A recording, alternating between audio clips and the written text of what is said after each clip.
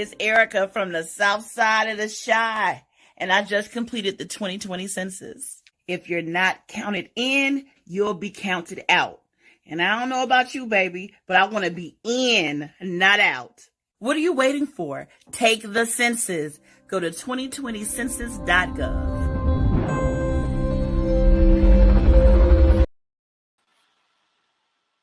Hey, what's up, everybody? Welcome to Nightcap with Erica. I'm so happy you're here. It's Saturday night. We've had a rough, tough week, I'm sure. Maybe some of you all haven't, but I did. I had a rough week this week. It's a lot going on. So I'm happy the weekend is here and I can have some fun with my amazing guests and take a break, have a drink. I hope you all are having your nightcap tonight with me. As usual, I am drinking my Creative Click cocktails. As y'all know, it's a black girl on the south side. You order your drinks, she will mix them up and come deliver them to your house for you. It gets no better than that. So gotta show love to a girl on the south side making drinks. I don't even really drink, but I figure with all the stuff that's going on in the world today, the least we could do is drink a little something, sip on a little something, and laugh and just have a good ass time. So I'm glad y'all are here. Today's show is really good. I'm very excited about it. I'm always impressed by people that do things their own way, write their own stories, don't care about what the world throws at them. They do what they want to do. So today we're talking to a filmmaker from Chicago that did just that.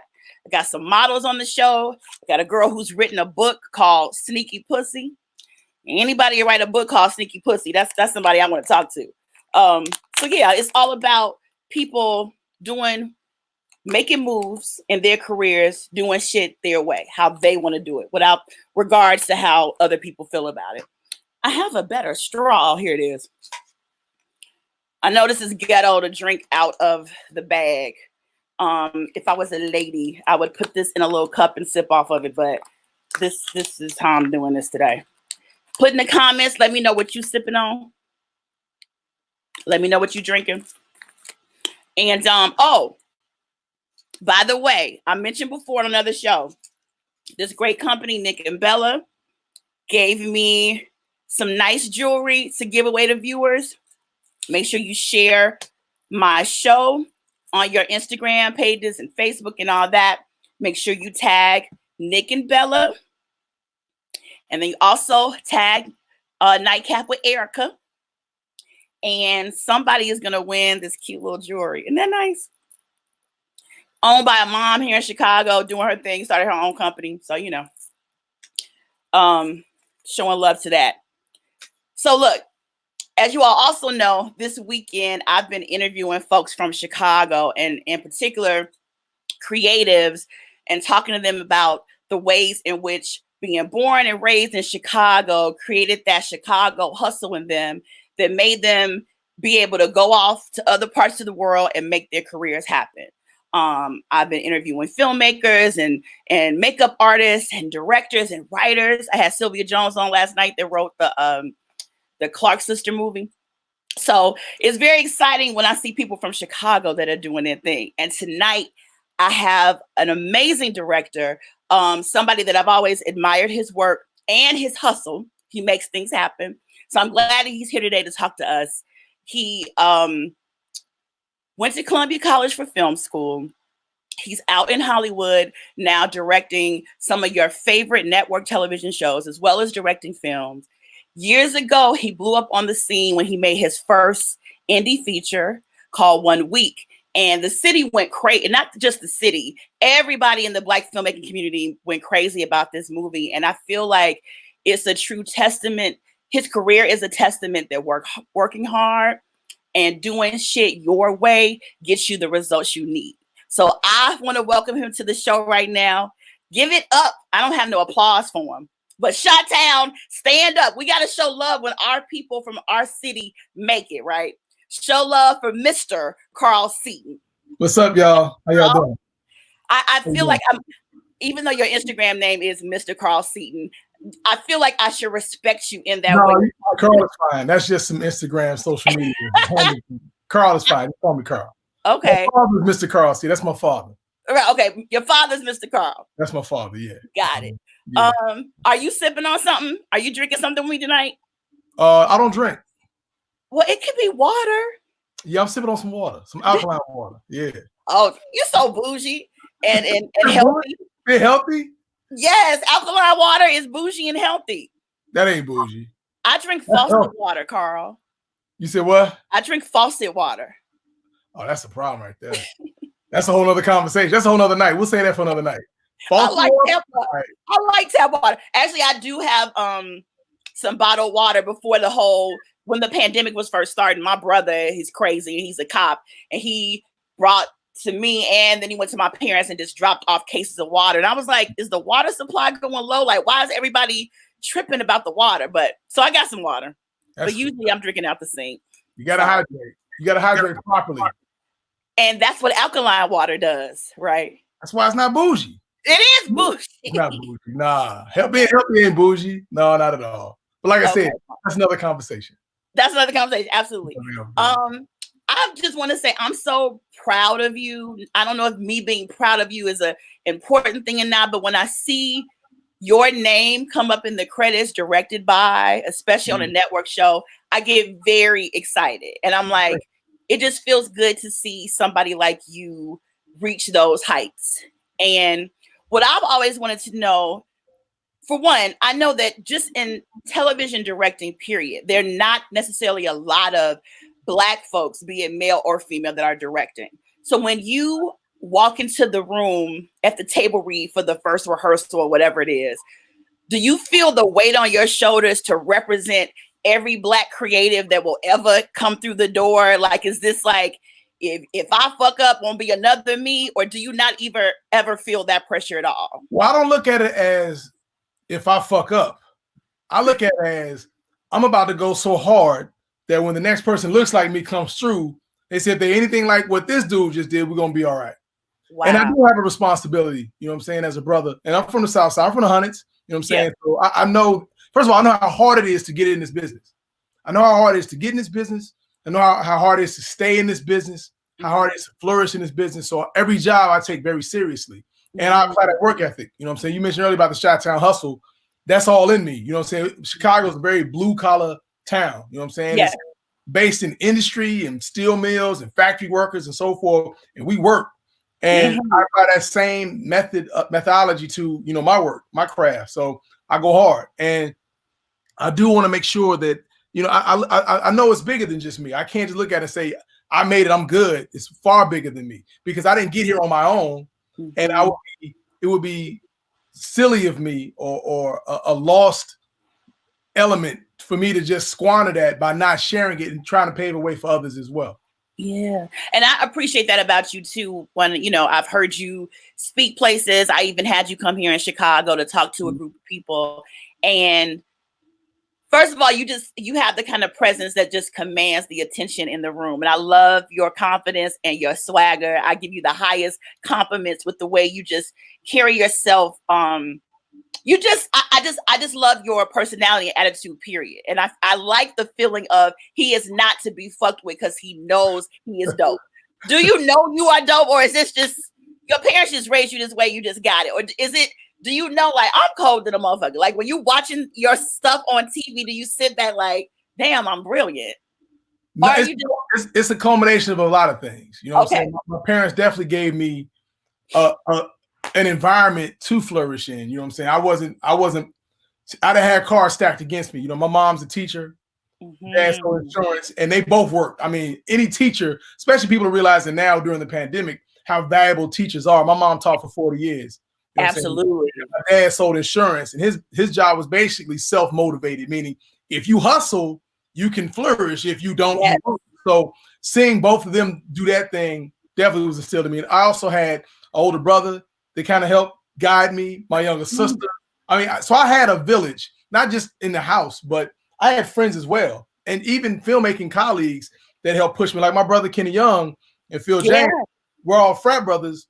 And we started as frat brothers, which grew to, you know, stronger friendships. Then we became business partners. And These brothers pushed me and were as insanely driven as I was. So I can't just sit back and say it's all me, me, me. Now, and I also got kicked in the teeth a couple times too.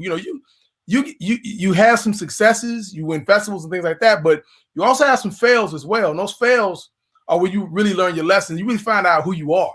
So, my journey has been so long that when I see my name, it's not like, yeah, I did that, I'm dope. I'm like, okay, let's move forward. You're not as good as your win, and you're not as bad as your loss, is what I've learned through the years. So I apply a lot of wisdom now. I'm not big-headed about it at all, because in this game, you're only as good as your last shot anyway.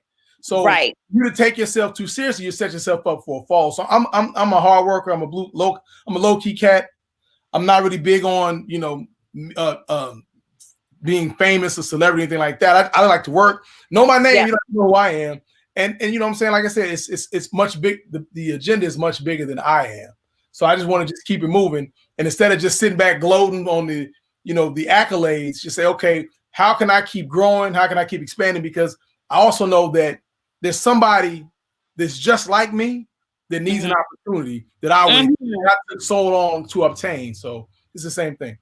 Wow. Well, I read in your bio that you knew very early on as a child that you wanted to create film. Like, you fell in love with film as a kid. I think I read that once you got your hand on a VHS and could watch movies and do that, you were really into it. That's the thing. Let me cut you off, because go ahead. I'm from that era where the VCR was popping. It was brand new. Where you could watch something, rewind and watch it again. So we would watch movies again. We watched movies so much we could quote the dialogue. We watched them so much. I can still quote certain movies just randomly. But I never look at it as a profession. I just look at it as, man, I love watching movies. That's what it is. Until I saw, and even after Spike Lee's first film came out, I was like, yo, that's dope. And then Hollywood Shuffle came out. I was like, yo, that's dope. Yes. But it was when I saw Do the Right Thing. Is when I said, this is what I want to do with my life. And I mean, I didn't know who did what. I didn't know titles.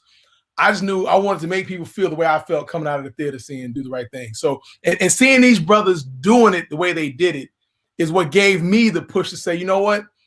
I want to follow in their path. They're trailblazing. And it wasn't just, Spike and Robert Townsend. John Singleton came. The Hudson brothers were there. You know what I'm saying? Bill Duke, the Hughes brothers. So I was constantly getting hit with brothers like, oh, this is real. And it just intensified. And as you realize, as you grow and learn and educate yourself, you realize it's a craft with a lot of language and a lot of nuance, and you can immerse yourself in studying just to keep. And I still learn. I'm learning something with everything I do. So it never stops. It never stops. Did you go to film school immediately out of high school? I did. Or did you did? Okay. I went to SIU for a couple years, and they make you take a general ed courses your first 2 years, and then you get your major. And when I got into the major, I wasn't really a fan of the program. Their program was more theoretical, and film was more of a practical thing. So at the time, while I was in school down there, I kind of snuck on Columbia's campus, walking around, checking it out, because my boy Kenny was at Columbia in the theater department. He was like, yo, man, you should check out Columbia. If you serious about it, you should come check out Columbia. And I checked it out. I asked questions to various people. I'm like, yo, I'm at the wrong school. So I transferred to Columbia and went right into their film program. Wow. So yeah, that's where I met Kenny.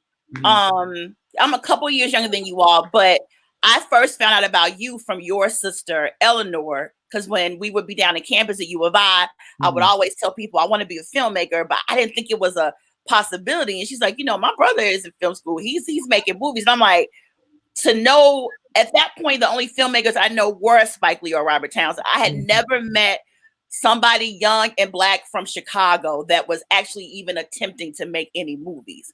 So I was like, this is just amazing. But when I met Kenny, when I was in film school, I actually asked him to act in some stuff for me, and he did it. And that's in college is when I really realized that filmmaking was my thing. But I don't want to say discouraged, but my parents are very blue collar and like, go get you a good job. You need a job. And filmmaking was not on their radar at all. So I didn't focus on it like I should have. So I really admire people like you that no matter what say, I'm going to go and do what I want to do. Now I'm here at 45. Well, I'm 46 now. and starting to make films again. And it feels so good. Yeah. But was there ever a time when you did doubt and say, maybe this is not the route? Maybe I need to go get my ass a job. Like, did you, or was it a constant, like, I'm going to be a filmmaker and it is what it is? It was both. And not a time, multiple times and multiple seasons of doubt. And I mean, you got seasons of doubt. You got periods where nothing's happening. There are eras of depression that kick in, you know, and you may go work a shitty job, and you work in that shitty job because you know you got a higher agenda. So you're like, I'm not trying to give a career. I mean, because you can easily get off. When people find out you have a modicum of intellect and a great work ethic, they'll offer you a job. Like, yo, I can trust you. So why don't you come on work with me and blah, blah, blah, blah. You find yourself getting these opportunities that would be they would be great if they didn't take you off your square. And I'm like, you know, I can take this job and make a great living and do all that stuff, but it's going to keep moving me further away from what I want to do. Yeah. And you have to make these choices, like work this dope 6-figure job or go work at Blockbuster so you can keep getting movies for free and so forth like that. So you make these choices. And luckily for me, my parents didn't try to shut me down. They didn't understand what I wanted to do. They were wise enough to not try to stop me. You know what I'm saying? Okay.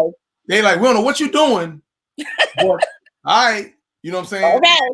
And because you're right, coming from the South Side, coming from the crib, you know, it's something you see on TV. It's thousands of miles away. Hollywood is thousands of miles away. And unless you got somebody that's related, that's in there or something, it feels like it's a long, far off dream. And it does.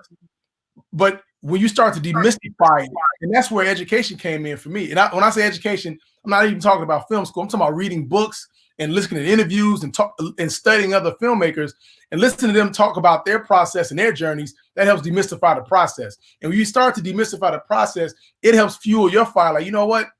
Things are hard and it's a long game, but I can still do this. And then also, like I said, I was surrounded by some insane cats, and we all made it in a pack. We were like, yo, we're going to do this or walk the earth. And wow. We made this pack. We were like 22 years old. Like, this is what we're going to do. This is it. Because there were we had no plan Bs. I mean, any job we had, we knew was a temporary situation. You know, I taught, I was a painter.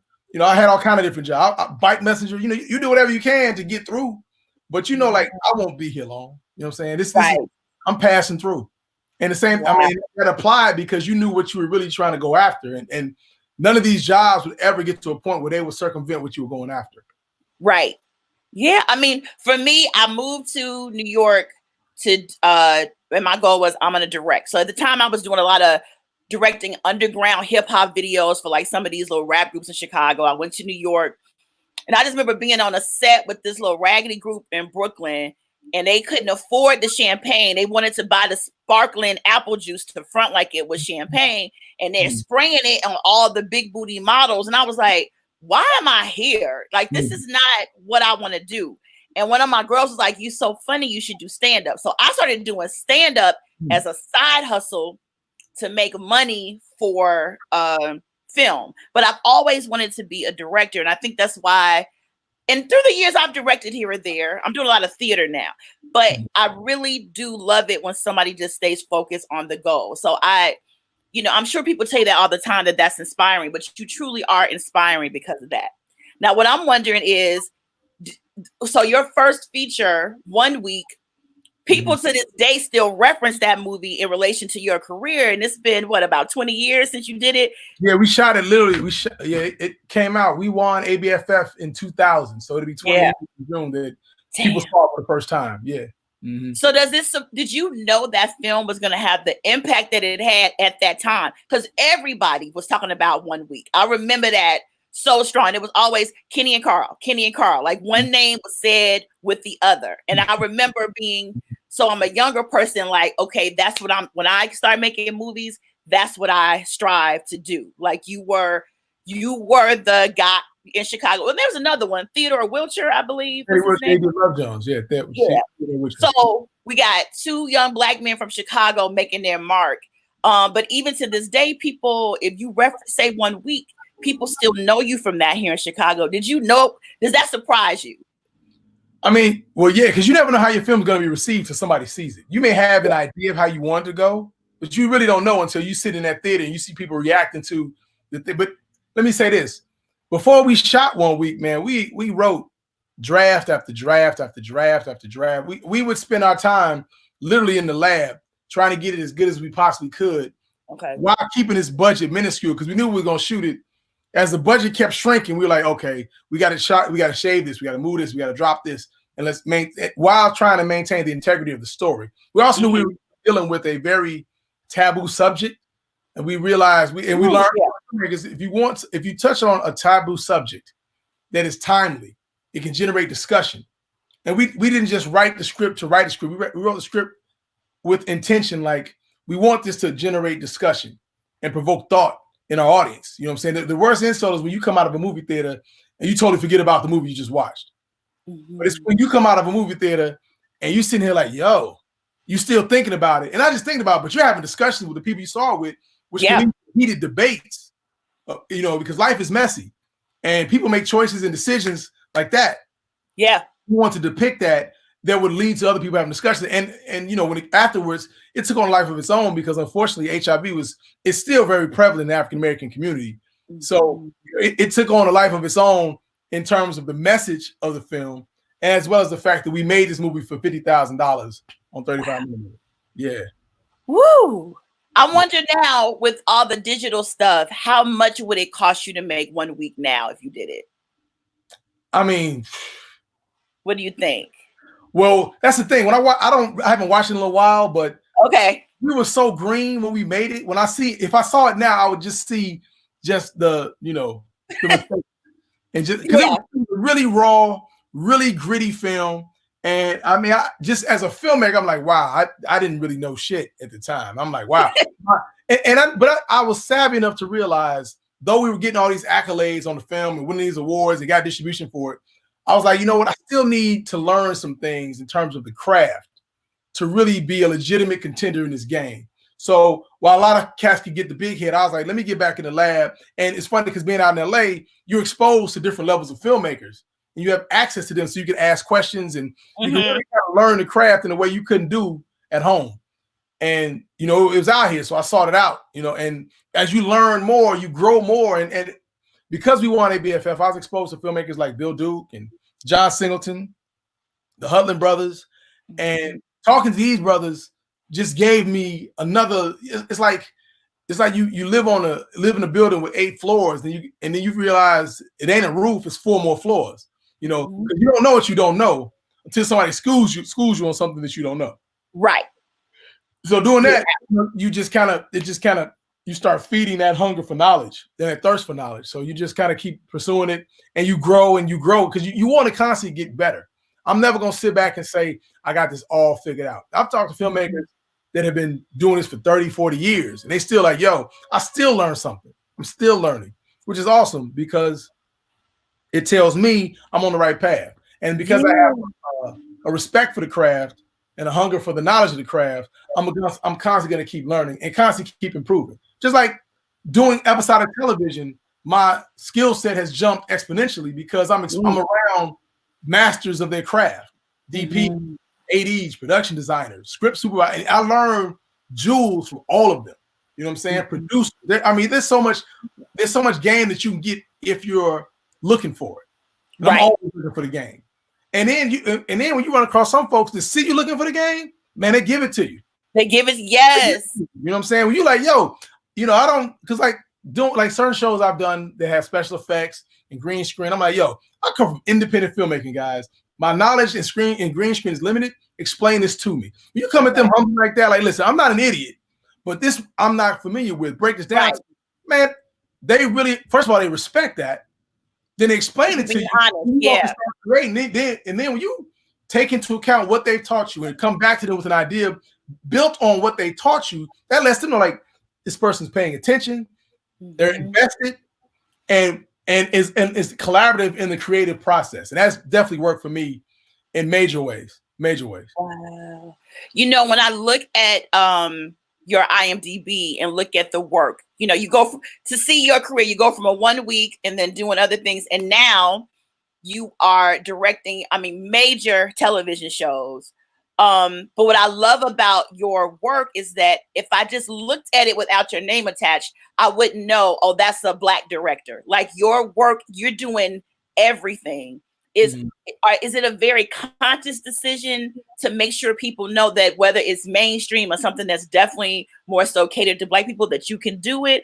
Or is it more so just about the art itself and going with what feels good?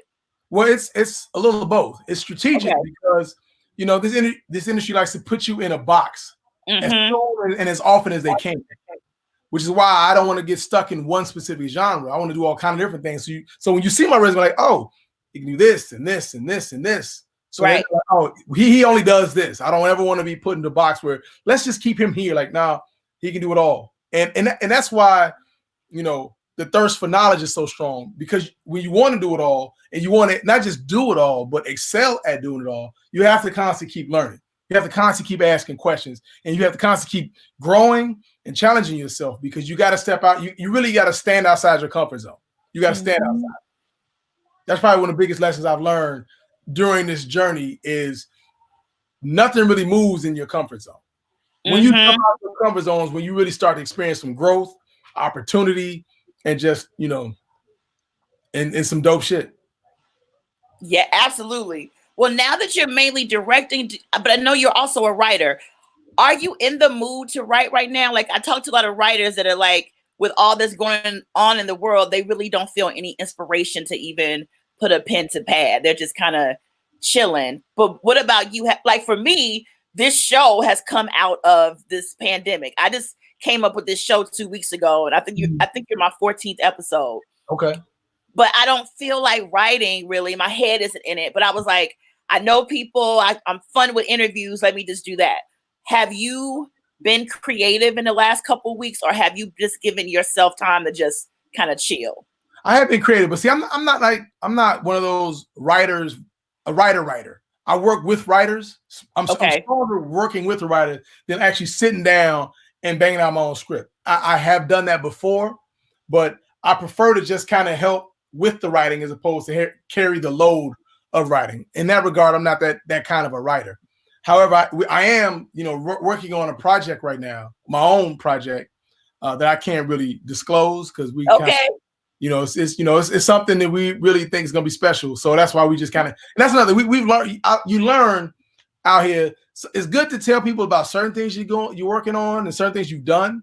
But for the most part, I don't really move until it's out, because so many curveballs can come your way. It's best to just move in silence and you know what I'm saying? Because people get to talking and then the shit just goes away. Like, what happened to such and such? Oh, yeah, well, this is what happened. We got nose down and let's just work on it and just do the work. And when it's done, like, we did that. And that's pretty much how I am now. Like, I'll announce I got a show coming out. Check it out, airing this day and that day, as opposed to I got this meeting coming up for this. I don't even mention anything like that. You know what I'm saying? You just learn because this game is so crazy and something can be going perfectly and then it just shuts down like that. So you just learn to it's easy to just, not speak on it. But I'm also using this time to, because I've been working so often, I use this time to, initially I was just reflecting on what I've accomplished in the last couple of years, which is great. And then that was briefly. Then I was like, okay, now it's time to get back in the lab. You know what I'm saying? And you compare yourself to like a professional athlete. The NBA isn't playing right now, but I can guarantee you, I'd say 85% of those athletes are doing some form of training, knowing the game is coming back.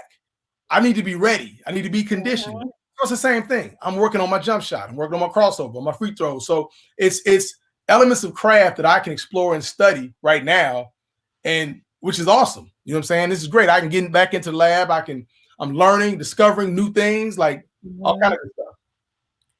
Yeah, I learned the hard way on that, not telling people, like, I've gotten roles on Fire, PD. Actually, right now, I think I'm on hold technically right now for a PD role. Or is it Med? Then the pandemic happened. But I've shot, killed it, was like, putting on Facebook, everybody watch me tonight on Chicago Med, and then the episode credits come up, and it's like, damn, I was nowhere to be seen in that episode. So it's like, let me stop telling people. I've learned, they say bad girls move in silence. Just chill. You don't have to let the world know until you actually really do know. For you, it's different because you directed the episode, so you know. But as an actor, you really can't tell people beforehand because you just never know. But which leads me to my next question: as a director, when, especially for the episodics, when an actor walks in, like, what is it that they can do that will let you know this is the person I want? Because you do at least, maybe not the series regulars, but you do cast the day players and the walk-on roles here in Chicago when you direct the shows. What can a Chicago actor do to really get your attention, to seal the deal? The biggest thing is be natural. Okay. Sometimes folks come in just putting extra airs on things, and just not being realistic. Yeah. And then just not being aware of what's happening in the scene that they are portraying, which makes me not believe. I mean, all I really want is to be able to believe what you're saying to me at the time you're saying it. It's a real simple statement, but it's very complex in how you execute it. Yeah. A lot of folks get in their headspace and have these techniques and shit to arrive there and all that kind of bullshit. Man, if you come in here and you give me a level of authenticity that I'm looking for, right? That's what not just me, all of us are looking for. So when you come in the room and you see us all sitting around, it's not us against you. We rooting for you. Yeah. Because booking you makes our day that much easier because we have a million other things we have to get to. So if you come in and nail it, you come in that room, you nail it, and you own it, and you walk out, we look at each other like, yo, we know where we're going. It can easily be a unanimous decision. Like everybody's like, yo, they came in here, they owned it, they killed it. Let's go, moving on. What's the next thing? Next box we have to check off. So it's not a us versus you thing. So I like to demystify that for a lot of actors because sometimes they get ahead and just be all over dramatic about some extra shit. If you just simplify that and just go for the most natural, authentic performance that's rooted in the scene and just studying the scene, because some folks can do a scene and be like, you clearly didn't read the scene. If you're ready, you understand the scene because the choices you're making are from a whole different movie on a whole different network. You can't do HBO shit on an NBC show. Right. You know, so that's crazy. Yeah. You know what? That's so funny. Because when actors, when we're all sitting out there, well, I'm happy that nowadays I get director sessions. I'm very blessed. I don't have to do the build up to the, first and second and third. By the time I come there, it's me and like 3 other people, and we get to come in and see you. But I've tried my best to try to do whatever I know the other actresses, the easy go-to or the choices they would, that it seems obvious to make. I try to go in the total opposite direction. And it's been working for me. I've been booking, and even though I'm a comic, I never get comedic roles. I'm always somebody's crackhead auntie on 63rd Street or, some former prostitute strung out on drugs. It's always something very dramatic. And I'm like, I really want to make folks laugh. And not that they're doing many comedies here in Chicago, but I just feel like nobody's really telling actors in Chicago how to seal the deal. They take all that dramatic stuff, like you say, in those classes, but it's like, I think most of us are learning to overdo it. We're being taught that, but then directors want something different. I wish there was a way more of us could communicate with directors so y'all could really say, no, this is how you do it. That acting school shit sometimes is just too over the top. And so actors, keep this in mind too, that a lot of Chicago's a very big theater town. Yes, you're right. And theater is bigger because it's theater. You got an audience looking at you from all over angles. You have to be bigger. Yes. So when you on TV, you got to bring it all. You got to pare it all down because it's the nuances folks are looking. It's that quick little look to tell so much to your performance. Yes. So when people start to pay attention to that and incorporate that into performance, they're like, okay. But I mean, the thing about theater actors, they're the best because they're trained and you can work with them. That's probably one of the biggest things about actors, is can you make an adjustment? Yeah. You might plan to do it this one way. You come in like, I don't like that way. Do it like this. You got to be able to pivot and you got to be malleable. It's a collaborative medium. We all have to be malleable. All of us do. You can come in with a vision and an idea, but something on that day can totally work against that idea. And you have to modify that idea. You can't be an oak because oaks break. You got to be a reed that goes to wind and You got to roll with them punches. Like, okay, I see this. Right. Let me go back and let me modify, make an adjustment, then go back in and execute. And because the goal is at the end of the day, get the job done.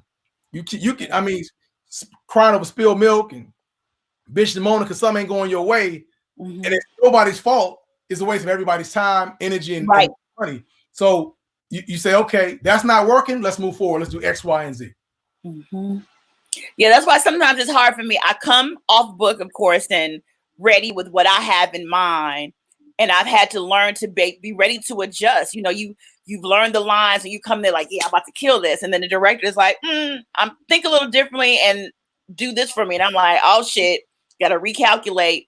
And that's something I think really you only learn with the experience. You can't prepare for that. It's just like you just got to be thrown in the throes and get your shit together. And so many people think acting or working with directors is an easy thing. This shit is work on set. It's really hard work. I do have fun, but I think Instagram and stuff has made it so that everybody's like, oh, I'm just going to be an actor. But it's a lot of work. And there's no time to play. It's a craft. You have to approach the craft, and you got to, you got to practice. You got to develop your discipline. Keep learning, because you're right. A lot of folks think that if they're attractive, and they say, everybody, you look good, you should be on TV. That's not what it takes to perform.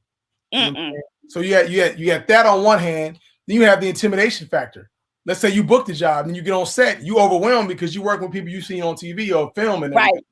So you have to kind of figure out a way to steel yourself and say, you know what, I have a job to do.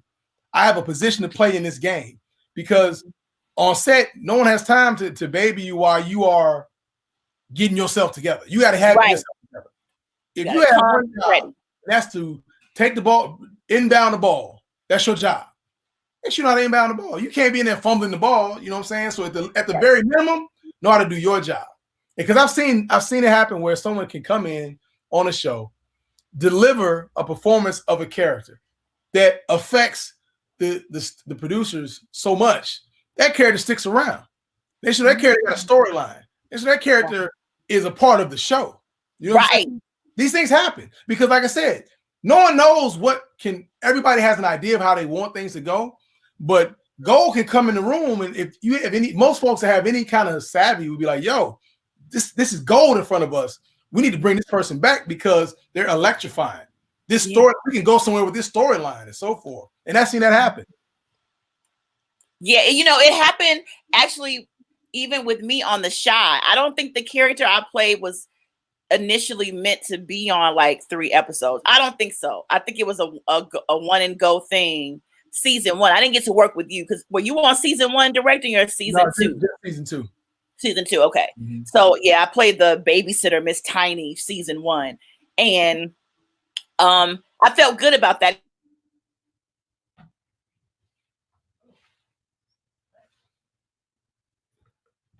Yo, you locked up. I don't know if you can hear me. I don't know if you can hear me, but you have locked up.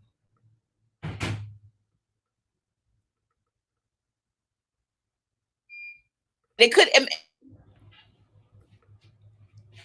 Hey, Erica, you going in and out because you sticking. There you go. I'm like, what happened? Yeah, you just stuck on me. I'm like, I don't know what's going on. You just stuck on me. Yeah, I don't know what that was. But I know we got to get you out of here. But I do want to show you some of the things people are saying in the comments. Somebody wrote to you. Let's see. Oh, I love the movie 1 Week, of course. Oh, our friend Tina's on here. I'm just seeing this. She did a quotable of you. You're not as good as your win. You're not as bad as your loss. Carl Seaton quotable. Okay. It's a quotable.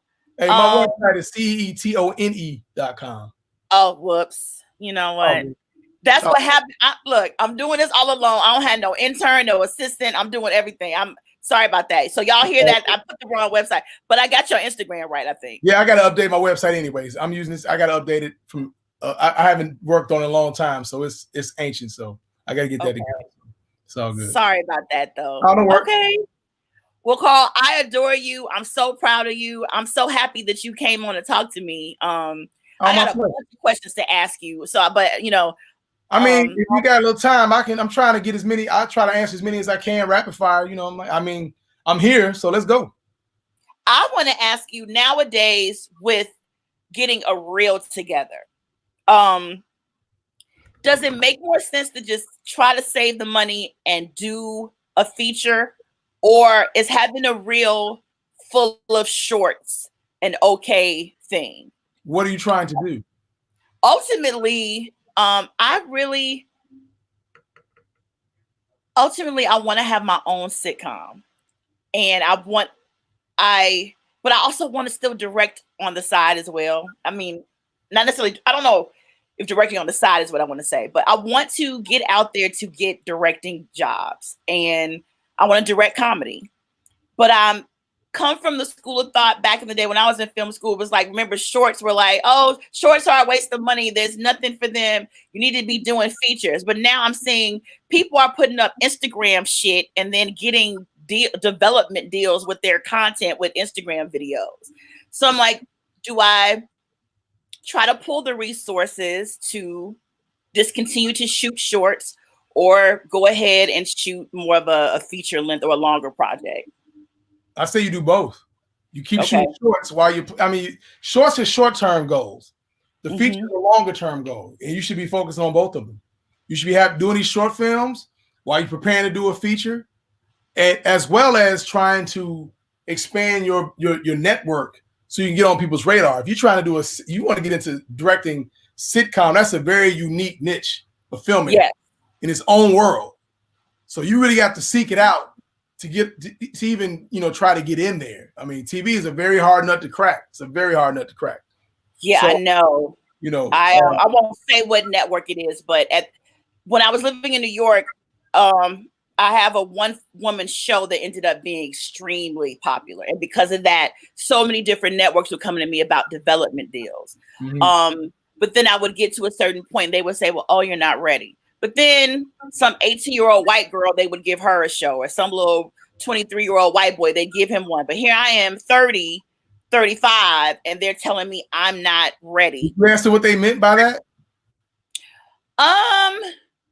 Not really. I mean, the main thing was that some of them would say they felt like my comedy material hadn't been developed enough.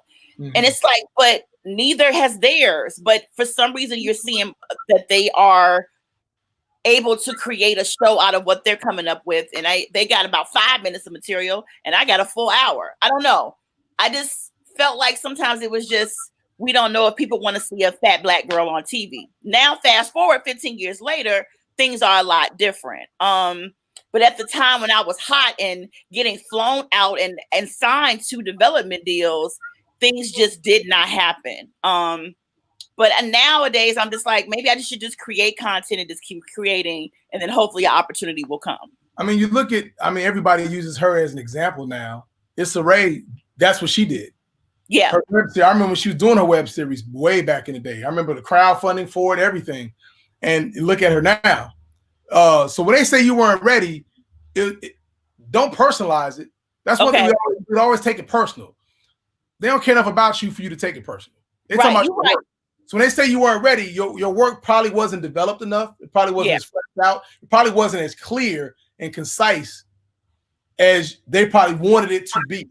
Right. You know what I'm saying? So, and don't compare yourself to anybody else either. Somebody can come in with a 5-minute piece that's so clear and so crystal, like, yo, we can go with this right now. This is ready to go. This idea, let's run with it. You know what I'm saying? So you have to keep that in mind. That's why you have to spend the time in the lab figuring out what your idea is, how to execute it, how to make it nice, how to make it marketable, and give it as much appeal and luster as possible. Okay. What's next for you? I know you said you got a project right now you can't really talk about. Once this is all over, will it be back to directing more episodes of shows? Absolutely. Oh yeah, I mean, when this is over, however this will end, and we don't really know. That's the thing. There's a lot of uncertainty right now. Yeah, we're hoping that everything goes back sooner than later. I got a couple different shows lined up right now, and then there's this, you get staffed for the next year. So everything is still up in the air right now. Okay. So in the meantime, you just kind of stay ready. Yep, stay ready. Enjoy the downtime, and I'm watching a bunch of great TV shows and some great movies, and catching up on things I haven't had time to watch in years, which has been pretty cool. So you just enjoy, prepare, and just get ready, because sooner or later you're gonna be like, all right, we back, and you want to be ready to be like, let me get myself together. I need a 2 week. Like, nah, let's go. Let's go. Right. Because they don't wait for you. You got to be ready. And I'm definitely, I said, no matter what, I'm going to get back in the space of writing, getting my stuff ready, my spec scripts and all the little things that I'm doing. I cannot let this time go by and not have something, because it's do or die now. If not now, when? And it's like, I'm just ready to make some things happen. And once again, it's good to see people like you and even my friend Sylvia, they wrote that Lifetime movie for the Clark sisters, to see people from home making things happen. It's very motivating. So thank you. And somebody else wrote something else to you. What is this? Such a good point that people auditioning actors are on the side of the actor. They want them to fly during their audition. Yeah, that's cool. And actors, please take heed to that. I think so many of us go in there thinking it's us against the director or the producers, but you're saying you hoping that the next great thing walks through the door and seals the deal, right? Yeah. I mean, why would we not? Why would we root against you? If you can help improve our job, if you can make my job easier by coming in and giving me a bomb-ass performance, why would I be rooting against you? Why would I be hating on you? You know what I'm saying? There's some folks come in with this I'm dope because I know I'm dope, and they aren't, and think you're supposed to respond like they dope. Oh God, that's not gonna work. You know what I'm saying? So, and like I said, some folks, like I said, there's a degree of narcissism sometimes you deal with. You know what I'm saying? Some conceit. You be like, that's not gonna work. Just that's that. So just thanks but no thanks. Yes. Okay, Carl. Well, thank you for talking to me. I really appreciate it. I can't wait to sit back and see another show with your name on it as director. I honestly don't know how I'm gonna react when I finally walk in a room and you're the director I'm auditioning for. I feel like that's gonna be weird for me. For you, you're gonna be like, huh? And if you act like it's weird, I'm gonna call you out on that. Like, why are you acting weird? That's what I'm gonna say. Oh Lord, he gonna talk shit. I will definitely talk some shit. Oh God, I will put you on blast. Like, fuck are you doing? No, I'm gonna do my best to kill it. I'm gonna do my best to kill it. And that may come sooner than later, actually, because I have a feeling it will. And I'm gonna be, trust me, I'll be ready. All right. I'm gonna embarrass myself. Yeah. All right. Thank you so much, Carl. My pleasure. Yeah, and I got his website wrong, y'all, but the Instagram is there. If you want to reach out, catch him now during this downtime, because once we get back to working, you can't find Carl Seaton nowhere. You better write him on Instagram now. Because people are responding. That's cool though. Like, celebrities have been really writing me back about coming on my show. It's like, this is the right time to do this. So absolutely. I mean, everybody's sitting around, and some folks don't like to hoard information. Like, why would I remember trying to get game and trying to hunt game down, and have some folks would be like, I'm not giving it up to you. And I'm like, if I ever get to a point where I have some game, I'm gonna give it away, because me giving you some game isn't gonna affect what's gonna be meant for me. Right. So. More people need to be that way. Well, that's why you are winning and doing well like you are, Carl, because you actually do give back. I've been in the audience to sit and watch you, the way you shook everybody's hands afterward. You talked to everybody. You were not dismissive or shady. I really appreciate that about you. But you are tough though. You say what the fuck is on your mind, and I so appreciate that about you as well. You don't play no fucking games, and I appreciate that. Yeah, I'm not with the shits. I'm not with the shits. Yeah. But hey, I mean, like I said, my journey has been extremely long. I'm 48. My journey's been it's been a long, grindy road for me, and I'm grateful to be where I am.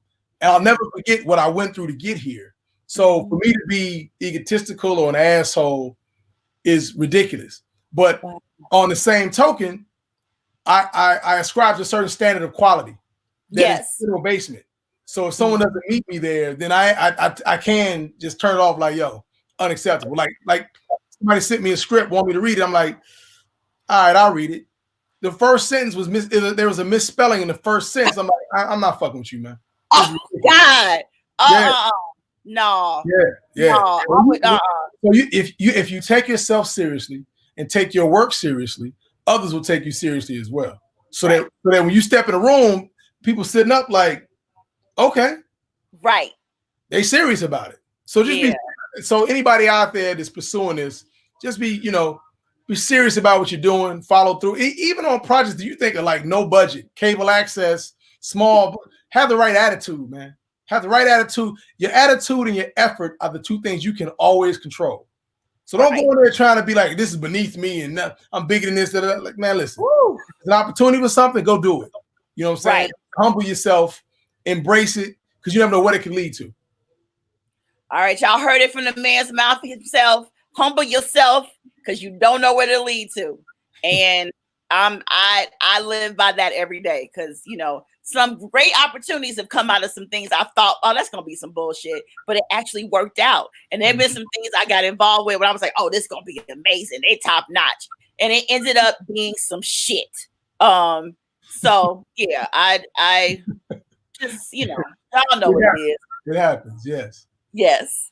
Okay, Carl, I'll see you later. All right, Erica. Thank you. We'll talk again soon. Thanks again. All right, y'all. Peace. Bye. Safe. Listen, that was a masterclass on being in the mind of a director. I know it's a lot of actors and stuff that watch my show. You heard from the man's mouth exactly what directors are looking for. So don't come in unprepared, because you've heard from a director that's out here directing some of the top shows on networks, right? And how often do we get to sit face to face with a person like that and really hear the truth about what's wanted? So I'm so happy. This is exciting. Okay, now coming up, they've been waiting in my green room. Like my studio system has a whole green room set up. So I had to talk to Carl a little longer than I had expected, because you have to jump on an opportunity like that when it's there, right? So who I have coming up next, right? Talking about the Chicago hustle. I have two young entrepreneurs here in Chicago, two Black women that are making amazing things happen for their careers. One is an author, one is an actress and a model, and a hair artist. And I'm sitting back and I'm watching how their careers are unfolding, and I'm so impressed by both of them. Now, the first one I'm gonna bring out. Let me just. I don't even have to say many words. Let me just show you this. Let me get okay. Now, where is my technical difficulties? Wait a minute. My computer is tripping. Okay. Bear with me, y'all. This is Carl mentioned Channel 19. This is basically a cable access internet show. Okay. This is her book. Don't get scared of the title. We all got one. Sneaky Pussy. Listen, this author is from the South Side of Chicago. She is an amazing urban book writer. And she has a whole series of books called Sneaky Pussy, as well as some other ones, Backbone and some other things. She writes really juicy stuff. And I had put a call out on Facebook, and I was like, y'all, who is the most amazing, baddest young writer out here in Chicago that's doing her thing? And they were like, Caryn Lee. So let me introduce you to her right now. Bring her up. Hello. You there, Caryn? Hi. Hey, gorgeous. How are you? Hi, everyone. Hey, thanks for holding tight. I know I'm a little bit behind schedule right now. Oh, but, it's great. I enjoy Carl. I took Carl is the bomb. Advice. Yes, I enjoy. Yeah, he was the bomb. Yeah. But yeah, I'm so excited to meet you, and everybody's buzzing about your books, and so we're gonna talk more to you about that. I also want to bring on another amazing woman here in Chicago. Since I'm putting up pictures, let me show y'all this. Put this picture up of my girl. Okay. Y'all see that? That's her fabulousness. She right here in Chicago on the South Side looking beautiful. But there's more to the story. Let me also show you this. That is her before, and that is her after picture. She made an amazing transformation. She's already bad, honey. She was thick and juicy and amazing. But she went on a weight loss journey, and I want to talk to her a little bit later about how that affected her career. But I'm gonna bring her on right now. Bring on Asia Clark. Wait, give me a second here. Y'all, I'm manning this all by myself. Y'all gotta be patient with me. Technical difficulties. I need an intern. Yes. Hello. How are you? Caryn. Hey. So I wanted to bring you both on here together because all weekend I'm interviewing Chicagoans that I feel like born and raised in Chicago gives you a certain amount of hustle to yourself. There's a certain mentality that's involved that helps you be really successful in whatever career you choose. Both of you all are entertainment. Caryn is an author and a writer. Asia is an actress and a model. But I feel like y'all swag is different. Your approach is different. Your hustle is different because you've got that Chicago running through that DNA and the blood, right? Let me know, Caryn, how do you, when I make that statement, what do you think? Is it true to that there's just a certain way the Chicagoans go about doing things that nobody else can measure up to? Yes, it's very true. Like you said, we born with it. It's just in our blood. That environment, we live off of it, and we just put it back out there. No matter where we go, wherever city, wherever state, once we say where we from, they like, oh, yeah, that's true. Yeah, you know. So, yeah, we definitely hold up to our reputation, and I'm definitely one of those authors who have did that in every book that I write. It isn't a moment that you don't know what any of my characters are from because I'm going to rep my city to the fullest. Oh, I love that. So most of your characters are based in, your books are all Chicago. All of my characters. You don't get me wrong. They take trips out of town and stuff, but right, yes. They're not from here. Absolutely. Yeah. What do you say, Asia, to the whole Chicago hustle? It's definitely a different mentality. It's always, you go in, anything you do, you know what I'm saying, whether you're auditioning, whether you already got it, you know what I'm saying, like you already go in with the mentality, like you might win, but I'm gonna win too. Like, you know what I'm saying? It's not even a put down for anybody else. It's just you're going in already with, I'm gonna win too. Like, I'm not, you know what I'm saying? Like, I'm not here to stop you or to squash your shine, but I'm gonna go in and I'm gonna get it. I'm gonna get it by any means necessary. It's just a different kind of hunger. Absolutely. And you know what? Even when I moved away, like I lived in New York 10 years, and even when I would come across somebody in Brooklyn, I'd be like, "You're from Chicago, aren't you?" They're like, "Yeah, you're from Chicago." It's like we just got a certain vibe. And that happened to me in Fashion Week. That just happened to me in Fashion Week. Are you serious? Yes. It's like you can feel it. And I definitely think that living in a city like Chicago just gives you a hunger that, once I get my opportunity, whatever it is, I'm gonna go for it. I can't play no games. I can't be on no bullshit. I gotta be on real shit when I'm doing. Right. You know what I'm saying? So let me ask you though, how in the world, how did you come up with the title of Sneaky Pussy for your book? Yes, I want to know that too. Yes. I take it that you have a sneaky pussy. Is that what the fuck is? A funny story with these titles, but I was actually on the phone chatting with one of my female cousins, and we were talking about a lot of these women here who just be doing a whole lot of sneaking and creeping. And we just bust out and was like, yeah, she got a sneaky pussy. And it just took off from there. And she was like, you should write you a book. And you should call it Sneaky Pussy. And I was like, you damn right, I'm gonna do that.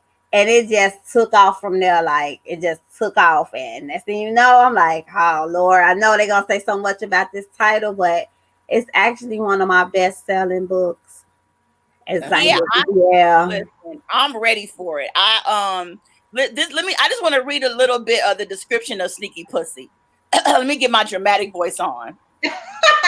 let me put my sneaky pussy voice on. Some women can't keep their hands to themselves. Others can't control their cats. Instead of finding a man to call their own, they'd rather sneak, creep, or move like thieves in the night with yours. Those are the women you'd call sneaky pussy. They smile in your face and stab you in the back all in the same breath. In these 4 short stories, you'll be introduced to a gang of women with sneaky pussies and bad habits. Damn, the bitches' pussies is sneaky and they ain't shit. They ain't shit. You gotta watch them type. That's deep. Hello, look, I've known those. My boyfriend typically would cheat on me with bitches with sneaky pussies, so I know them. So it's 4 short stories. One of them is called "Dirty Bitches Be Plotting." Yes, dirty bitches plotting. Then the other one is called "Just Me and My Pimp." And in these economic times, I wish I had a pimp right about now. Keep it on the low. I know about that. Oh my goodness. And the last one is what happens in your bedroom stays in your bedroom. Yes. This is juicy. Yeah. Yeah, I'm very excited. I can't wait to read your book. What you know about sneaky pussies, Asia? You know about some sneaky pussies? Wait, Asia, I am the sneaky pussy. You know what I'm saying when they say I am the bad guy, like not all the time. You know what I'm saying? I'll just say I can speak from both sides. It's just so happy, right? Just so I think every woman can. Every woman has a little bit of that in them. Even the sweetest, most just amazing woman. Mm-hmm. Everybody got a little sneaky pussy in them. Absolutely. Yeah. So, and you know what? And especially maneuvering in this game period, whether you're an author or like Asia and I both working as actresses, you kind of got to have a little bit of a sneaky swagger sometimes when it comes to making power moves in the industry. You can't always let folks know what you're up to. Actually, I had that conversation with Carl previously about not letting everybody know every move that you're doing. And I think so. Sneaky pussy doesn't have to be a shady thing. It's an attribute that we can all use when it's necessary, right? Right. So let me ask you, Asia, for you, I showed the before and after picture. Tell everybody how much weight you lost. I have lost right now. I am at over 125 pounds.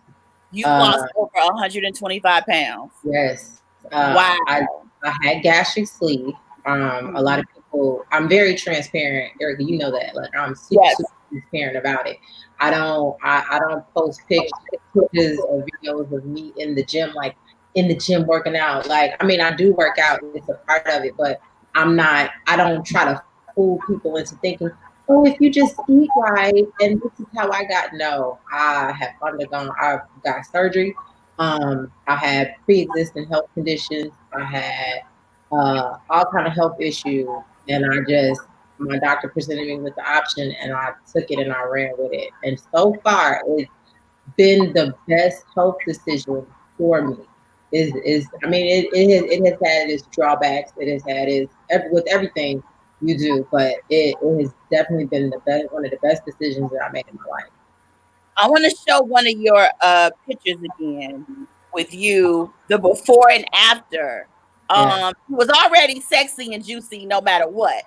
But now I'm looking at you in this bikini pic, and it's like, wow. Like, I want to know how it has affected your career with losing the weight. And your love life. I want to know, has your pussy gotten sneakier as it's gotten? It's gotten a little quieter. It's definitely gotten a little quieter. The DMs have upgraded. It's definitely shot up. Celebrities, a lot of fine celebrities been writing. Yes. Part of it I already know. I would never put that out here. But we've talked, and I'm like, girl, what? He wrote you, and it what, girl? Yes. I love it. Some athletes, but career-wise, I had started modeling. I started modeling at my heaviest, like plus-size modeling. And so I was getting work. Like I was getting real work. I had my last campaign actually that I had did right after surgery when I was still on my heavier side was with Chastity Saunders, who's a very well-known plus size model. I had stuff going with Denise Bidot. Like I had a lot of stuff popping. And then like when I started losing the weight, one of the most things that happened to me like career-wise was like I got dropped as a plus size model. Because you know what I'm saying? Like when you cross certain lines, like I'm still considered in the industry plus size, but when you start going into those standards where it's just a little bit different, you're not what you would exactly call a plus size. You know what I'm saying? Because it is a line even for plus size models. So they either want you to be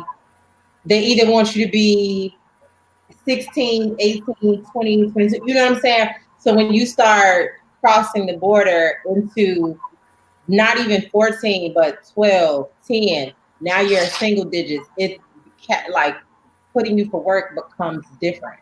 It becomes what we submit her for. Well, what can we submit her for? Like, is she really considered? Because right now I'm in a 6'8". Damn, so but a lot of plus models are a size 6'8". A lot of plus models are. So when I tell people, even when I go in for now, I just in February before everything happened, I just was out in New York for Fashion Week doing a live go-see with a company called Reptiles.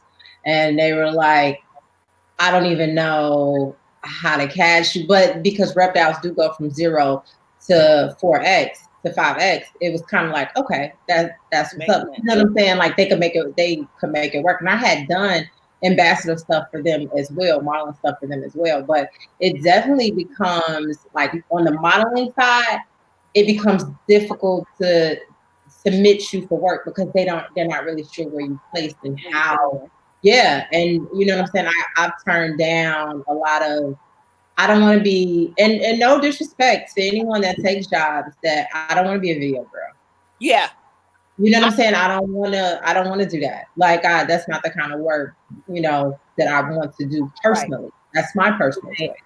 You know what I'm saying? So I don't want to be an Instagram model. I don't want to do that. You know what I'm saying? So, and that becomes the opportunities that's presented. Speaking of opportunities, as much as we talk about the Chicago hustle and how being in this kind of city puts a certain kind of skill set and fire in you to go out and get what you want, there also can be some disadvantages sometimes with being in what's considered the second city, you know, like in the shadows when it comes, especially when it comes to entertainment. Sometimes we're in the shadows to what other cities are doing. How has being in Chicago maybe been tough or hindered your progress, Caryn, as a writer? Has it had any effect at all? I think that, and I know a lot of people from Chicago are going to get upset when I say this, I think that we don't support each other as much as other cities and states do. Yep. And that's what keep us going further with anything, because we have it. We're on the right track. We have the drive. We have the skills. We have everything that Atlanta may have, Cali may have, Baltimore may have. But when it comes to Chicago people, so getting the support from our own people, that's what's keeping us back with a lot of things. And that's my only problem. Like, I write, I'm born and raised from Chicago. And yes, I do have readers that are from Chicago, but majority of my fan base may be from down south or whatnot. And it is what it is. No matter how much I put myself out there, how much I grind and put that in Chi-Town, Chicago, it's like you have to give something to receive something. It's right. So what you gonna give me, or what about me, or all this, you know? And it's like something wrong with us, and I don't know what it is about that. But I feel the same way, and it's like that across the board. Even for me, I was here and working, and I've had followers or, you know, fan base. But once I moved to New York and started working in a national way, then people in Chicago started showing me more love. it's like when I was living here, I wasn't on TV as much. Once I went away to New York and I was on the VH1s, the BET and We and Lifetime, then all of a sudden Chicago was like, oh, let's embrace her. Yep. Right. But that's part of the reason why I'm doing this show is for one, just to show love to my friends and people I come in contact with. I know a lot of people in the industry and I want to interview them and show them love, but I also want to make sure I give Chicago shine. So it's not about having the biggest celebrities on. If you got 2 followers, but you putting out a product that's solid and great, I'm going to show you love and have you on the show. And so that's why as soon as somebody said, I didn't even know you were from Chicago at first, Caryn. When they just sent your book, I was like, oh, that's good. Let me find out. Then when I was like, wait a minute, she a Chicago girl? Yeah. Absolutely. I gotta bring her on. Because we should give you your roses while we're here. You're here. Yeah. So it shouldn't be about, oh, let's wait until Asia gets a certain movie or she's out, she moves and goes to LA, then we're gonna just big her up in Chicago. It shouldn't be that way. We should be showing love to our actresses, to our writers, to our directors. Even I look at a person like Carl, and he went away. Now he did get love when he was here. The first film he made, they showed him mad love in the city. But I do wonder, would he be where he is today had he stayed here? And would people have really, got behind him the way they do, once you go away? And do you all feel the pressure to go move somewhere else? Like every day. Absolutely. I know eventually I am. Even if it's for a short period of time. Like I know that I'm going to, like, you just, what I'm saying? It's for work. Like right now, even before this, like I'm going to go when this lifts, I'm going to go and do like maybe, and it's just for a short period, maybe a month, 2 months in New York. So I can work with this particular photographer. And it's just like, you know what I'm saying? Like, and then it's to LA to see, what I'm saying, to put your fillers out there. But you just have to, it's the same reason why Ye did it. It's the same reason why Common did it. It's the same reason why, what I'm saying, most prolific people that are from here. Eventually you just have to kind of spread your wings. You know what I'm saying? So it's not necessarily a bad thing as long as you never forget about where you're from and bigging up the people where you're at. But it's just something that has to happen. It's growth, and sometimes growth is uncomfortable and it takes you out of your comfort zone. So you just have to do it. Absolutely. Well, if you all that are watching, you see at the bottom, I have their information scrolling. I wanted to bring them on just to, just give a quick little sprinkle out to my viewer base to know about these women so we can support them now. Don't wait till Caryn's book is turned into a movie and she blows up. We can't get in touch with her. We'll be like, oh, Caryn, my girl, I read. You ain't gonna be able to get in touch. Right. You gonna change your number. They're gonna be like, hi. Just say hi. Yeah, and keep it moving. Absolutely. She gonna show y'all what a real sneaky pussy is when she sneak the hell away from here and don't entertain crazy people. But the same for Asia. I know that you got a role. I don't want to say you got some role. You've been getting some juicy stuff. I got some stuff. Like, first, I just have to say the conversation between you and Carl, man, that was so many gems. Yeah. Even when I go in and I tell people, I've had people like, well, as soon as I walk in, when they see all of this, they're like, but like I even when I did the small, I did like a small part on this shot this season that's getting ready to come back on. Like the director's was like, move her to the front. You know what I'm saying? Like it works in your favor. It's just knowing what they're looking for. So I got a lot of stuff coming up. I can't even say everything right now, but it will definitely be, if you follow me on all platforms. Proud to say I definitely signed a deal though with ORS hair care. Most people don't even know. as a hairstylist. Thank you. And that's why I'm not changing my name. Like I've had people to ask me, like, how come you don't change the fact that this is China Beats Hair? Hair is my foundation. Most people, I've done hair my entire life. Like from the time my mom did hair, you know what I'm saying? Like my grandmother did hair. We were in the salon all day long. Like I grew up in the salon all day long.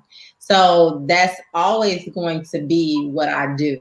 You know what I'm saying? So, and that's where I got started. Like most people don't know, my first manager is Ashunta Sharif, the makeup artist, Taraji's makeup artist. Yes. And but hair is how I got in front of her. Wow. She put me in modeling. I had and all that other stuff. Like I was just trying to get my little wigs done, and you know, I made wigs for Taraji. I made wigs for Police. I made wigs for a lot of actors. Jocelyn Hernandez. I've done Yandy's hair. I've done Kimbella's hair. I've done like a lot of stuff. I'm just a lot of like celebrity hair. I did Selena Johnson's hair. Just a lot, and that's how hair is my foundation. Is where it got me, but.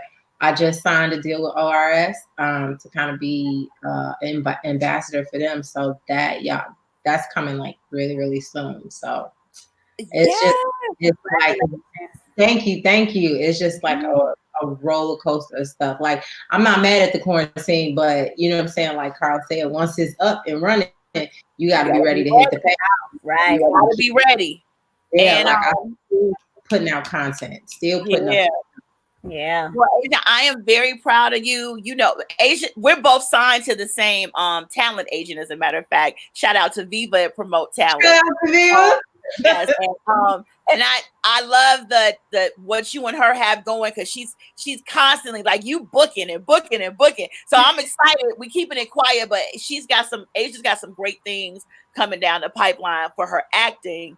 That I'm so happy that's happening for you. And I just want to say that you rep Chicago very well. I want to give you your love and your flowers before the big blow up. While you are accessible and still answer my calls, because in a couple months from now, things might be a little different. So I'm still gonna answer your call, Erica. I'm still be like, what's like I'm not even gonna do it on the show, like you know what I'm saying. But like our conversations go just a little different, like. Y'all have no idea. Like, it's just some people that you come in contact with and you automatically are just, Erica was one of those people for me. Like, absolutely. What you doing, girl? Like, absolutely. You know, I definitely try to show love. I want everybody to win. And it's very important to me that Black women win. Like, I got my, I love being a Black woman shirt on today. I got on my high-end junkie from Chicago. Oh, high-end junkie! Yes. Sandy bought me some high-end junkie. Yes, shout out to you. I'm gonna wear them soon. Yes. But I'm just want to see Black women thrive and do well, and especially if you're from Chicago. I have nothing but love for you, and we got to do more to support each other, connect, network, because you never know. You know, like Caryn's writing books. Maybe I'll be able to make one of them into a script, and then you can be the star. You know what I'm saying? Like we can all win and get put on. If we just don't come off as so competitive or not trusting the next person. Everybody's not out to get you. Some people really do want to see you blow up and win, and that's how I feel about Yeah, because what's meant for you is meant for you. Yeah. Can nobody stop that? Can nobody come between that? Can nobody break that? No matter what. Yeah. No matter what. But so listen, I'm gonna let Asia go for a minute, because you're gonna come back in a little while after to join the end of me and Rosie's interview. Absolutely. So I'm gonna let Asia go. I got a couple more things I want to talk to Caryn about. But y'all see Asia stuff scrolling at the bottom, China_beats_hair. Follow her on Instagram. Say what's up to her. I don't know if I put the other one on there. No, that's fine. Because it's all in my bio. Okay, got it. So she'll be back in a minute, but make sure you all show love to our Chicago folks and show me love too. Like we work hard. We're trying to make our careers happen, and we need that Chicago love back. And I think it's up to us 3 women and the people we know and the people they know to take it upon ourselves to start it now, where we all keep in touch, show support. Girl, what are you working on? What do you need? You never know what I can help you with and what you can help the next person with, and we just connect. So absolutely. Okay, China, well, I'll see you in a couple of minutes. All right, see you in a few. Okay. Now back to Sneaky Pussy. I'm excited, y'all, because I decided on a whim I wanted to do a book club. You know, the way Oprah had her book club for her show. But I said, the New York Times bestsellers and the people that have these major distribution deals, they're set. They're all good. I love them too. But why don't I show love to the up and coming writers that are here doing stuff independently, self-publishing, putting out amazing work and writing some juicy, naughty stuff. So I decided that Sneaky Pussy is the official first book for our book club. So those of y'all that are watching, let me put my banner up because I made a little thing so everybody can here it is right here. This is the Amazon link. Yes. And I want everybody to go to Amazon. You can actually search for Caryn Lee and find her page. She's written a bunch of books. I want to ask you about some of the other titles really quick too, but the Kindle version, the online version is only 99 cents to buy Sneaky Pussy, to download it. Or you can buy the paperback, and that's the address for the paperback, and it's $10. I'm asking everybody over the next 2 weeks or so, we're going to start reading this book at the top of May. We're going to read it all May long. But at every episode, I'm going to remind you all to please buy Sneaky Pussy. I want to know about some of your other titles, Caryn. Tell me about some of the other books you've written. My first title that I have written that started my career is My Baby is Black Bone. That is actually a 5-book series. And it's about a couple from Chicago, a young girl, Sierra, and her boyfriend Smooth, and the trials and tribulations that they go through. He's in the streets, and with the fast money comes the fast cars, the women, and etc. So that's actually my best-selling series. That was the one that took me out. And if readers don't know my name, and they always say that's the author who wrote Black Bone, so I'm fine with being that too, called that as well. So that is actually a 5-book series, and that's what my name is. That's what I'm called, Black Bone. Yeah. Can you hold up your books? Don't you have some of your books there with you? I have Sneaky Pussy 1 and Sneaky Pussy 2 right here at the moment with me. And you're current. Look at let me put you up on the screen closer. So that's Sneaky Pussy. Yes, girl. Yes. Absolutely. And then you're currently working on Sneaky Pussy 3, right? Right now. Yes, I actually just finished that this morning, and I was going over the thing, before I sent it to my editor. And I'm so excited because during the quarantine, I needed this time off to finish a lot of projects. So because I have so many that's just back to back to back to back, and you just dropping them. So it's like with an author, your mind goes from one storyline to a next. So it's like I'm really juggling 4 books at one time. And I know a lot of people how could you do that? It's so easy. It's just so easy. It's just something in me. I just go with the flow. Wow. So I'm so happy that I completed part 3 finally, because the readers been on me about it for the longest. Okay. Yeah. Well, y'all, we're going to bring Caryn back more so towards probably the end of May when we're finished. But every week in May, me and some of my friends are going to come on the show. We're going to discuss Caryn's book. We may have her come in here and there to give us some insight, but definitely at the end, when it's all said and done, I want to have you come back, Caryn, and we're going to have a whole discussion with us asking questions. So everybody, please, you can buy all of her books if you want. I want to encourage you all to please support Caryn, let's show love to the up and coming young writers that don't have the major publishing deals, that are self-publishing, that are entrepreneurs. They're writing, they're hiring their editors, they're doing everything on their own. They're doing all their marketing and promotion. Let's show them love and support them. And we're starting with Caryn. So you got 2 weeks or so to buy Sneaky Pussy on Amazon. Yes. And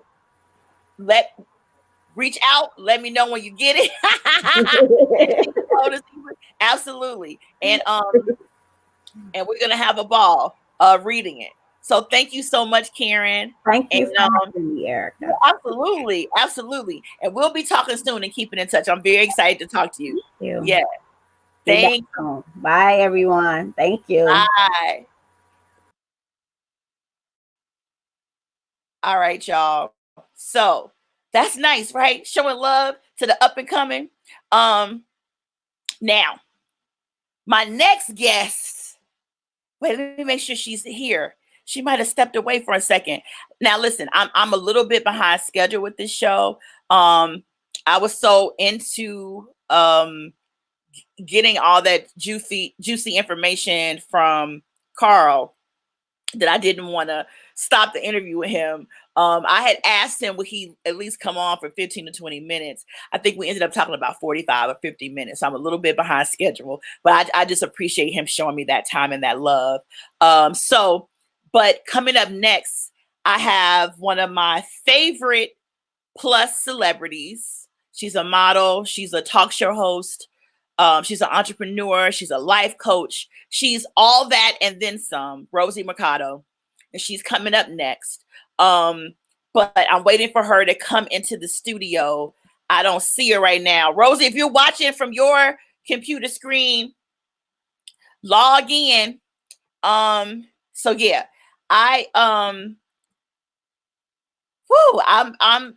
this is a good show. This is good. I like talking to interesting people. Now I know some of y'all tune in because you know my Saturday nights are typically very juicy and nasty. I gave y'all a little sneaky pussy. That's all you need. But I got to take a little bit of break from that because, as many of you all may know, Facebook gave me the boot. They banned me, so I can't broadcast on Facebook for a while. It's so shady. Yeah, I had Auntie Angel on, and she was on camera performing fellatio on a dildo, and because of that, Facebook was like, "Nope, we're gonna grab you right on back off." So I just want to make sure. I know she had jumped in and then she left for a second, so I'm gonna write my friend Rosie to make sure I didn't do something. You know, it's a lot trying to control everything that's going on in the show. I know y'all like, this girl is really on her phone. I sure am. In the meantime, write some questions. Especially if you want to ask Rosie anything, because we're going to have a really juicy conversation about her career as a plus model. And oh no, I think it booted her out. Okay, tell her to try again. Alexandra Booz is actually Rosie's manager, and she just wrote me a little message. So thank you, Alexandra. Let her know to come on, try again. I'm gonna try to put her up because I did see her in and she went away. So I just kept talking and she can't. So I am seeing that.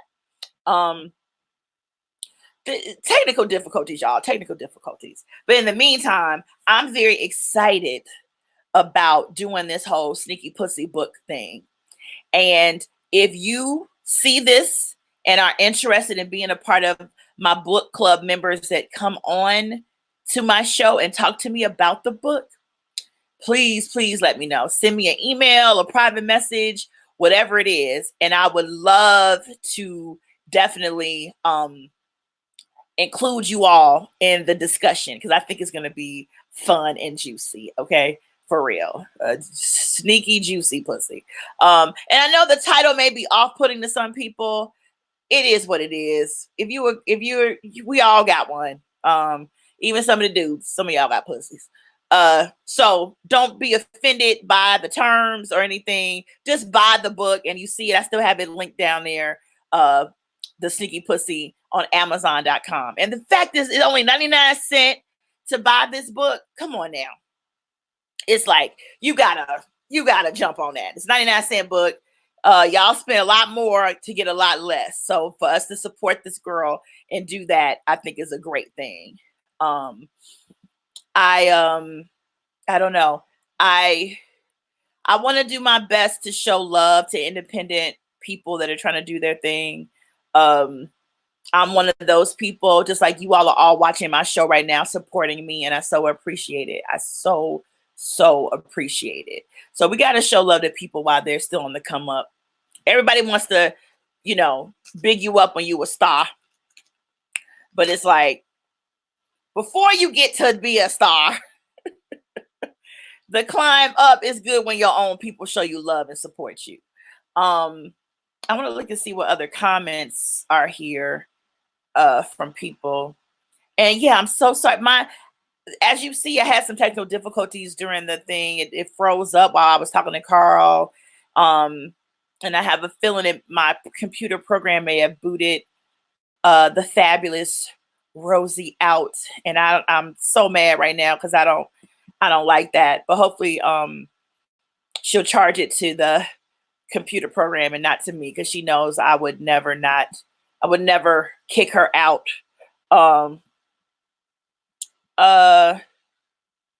Let's see here. Y'all talk to me or something. Somebody say something in my comments. Oh no, it said that she's trying to get in and it's not let her in. I don't know. Oh no. And people are saying they're excited to see Rosie. That's Tesla Butler, who's also very well known plus model. My friend Tesla, and she says she's excited to see Rosie. Hopefully Rosie will be able to get back in. You know what I'll do though, in the meantime, I don't know if she's still back there. Asia, can you hear me? I'm gonna bring you back on the show. I had her waiting in my green room. I'm fancy. In your green room. Right. You wait in my backstage green room. So we'll do the same when Rosie does join us. Okay. I'll bring her on, and then we'll talk all together, and then I'll talk to her myself. Yeah, I want to talk to you definitely about the whole process with the weight loss surgery, because as you know, I've thought about it, getting it for myself, mainly for health reasons. Right. I would fine if I said it's all health reasons. It's also, there are parts of it that are about aesthetics and the way you look. Yeah. But what led you to the path to decide to finally to make that jump and to get weight loss surgery? This is, you know what I'm saying, like, people, the plus size community may not, you know what I'm saying, really agree with me. But for me personally, there was always a part of me, like, I've been a thick girl my entire life, my entire span of the life. You know what I'm saying? So you always get referred to like, oh, she's super sexy for a big girl. Oh, she fine as hell for a big girl. For a big girl, yeah. You know what I'm saying? Like, oh, she's super cute for a big girl. Like, despite the health reasons and despite, you know what I'm saying, despite what you're facing physically, you really, just for once, you just want to be, you're beautiful. Right. You're sexy. You know what I'm saying? Like, you just want to be that. No, for a big girl. You know what I'm saying? So that part is, you know what I'm saying, like a desire that I think is buried in just about every plus size girl. You know what I'm saying? We adapt and we learn to love who we are, love who you are. You know what I'm saying? That's the message that I always bring. I loved who I was at 310, but the honest to God truth was I healthy at 310? You know what I'm saying? Was my span of life going to be good at 310? Was my quality of life and I have a son, you know what I'm saying? A son that likes sports. So, you know what I'm saying? Like I can't, you know, I can't not be walking or tired. Or I don't want to get up or he's got a game today. You know what I'm saying? Like my day, literally, I can have 40 different things. So me getting weight loss surgery, I wanted that energy back. I wanted, you know what I'm saying, the feeling of being confidence back. I didn't want to take medications no more. I was on like 2 high blood pressure medications. I was on diabetic medication. Wow. Yeah, like I was on my way to syringe, like for insulin. I was on my way to inject the insulin. Like that was the next step for me. I had real bad kidneys. Like I had kidney stones, and mostly because I was drinking 2 6-packs of ginger ales every day. You know what I'm saying? So, you know, and the sugar content had just pretty much made shards of glass in my kidneys. And like I had before I had weight loss surgery, from the span alone, and I wish my mom, I wonder if she's watching live, she'll tell you, from the span alone from 2000, the very, very first surgery I had 2016, all the way up until October of 2018, because I had my sleeve surgery in August of 2000. So October of 2018, I had my last surgery on my kidneys. I had 7 surgeries. I had 7 elliptotripsy surgeries with a stent put into my kidneys. Damn. Yep. And because what happened, when they looked at before they did the surgery, my sleeve, my doctor saw them, because you could have stones and they not move, but that's how much I had just the sugar, it was sugar. I knew exactly what it was. So people who say that weight loss surgery is easy or it's a cop out, I just wish you could have I want y'all to really have a conversation with somebody that has had weight loss surgery, because even afterwards, you have to do the right thing. If you do not do the right thing, how many times have we seen people, Erica, that have gotten it, and then they'll have some success, and then in the next year, you see them back the size before or even bigger. Yeah. You know what I'm saying? Like it's a mental prep. It's a mental thing, just like with everything else. Just like when people make the decision to lose weight naturally. Yeah. You have to be prepared for it. You know, I've thought about it, like I said, for health reasons. But then I'm also like, I've gotten used to being this version of me. Yeah. I'm like, am I going to be ready for skinny Erica? And first of all, let me be clear to anybody that's watching this. I don't want to be skinny. I want to be at a healthy weight range for me. Now, even at times when I was like a 14 or a 16, I felt really good. So it's not about me getting to a 0 or a 2. I don't think I would even know how to operate in that kind of body. Were there any fears? Because we hear about the good responses to it and the positive ones. Yeah. And there's also the negative ones. Were you afraid of any of that coming your way? Oh, absolutely. I was at the time I was doing a radio show called Plus Size Pretty Radio. I was having a very successful modeling career as a plus size model. Like I repped the plus size industry. You know what I'm saying? Like that's who I was. You know what I'm saying? So the backlash of that, because a lot of the times when plus size girls turn around and they decide to have the weight loss surgery, they looked at us, oh, you weren't happy with who you were, so you decided to do it. You know what I'm saying?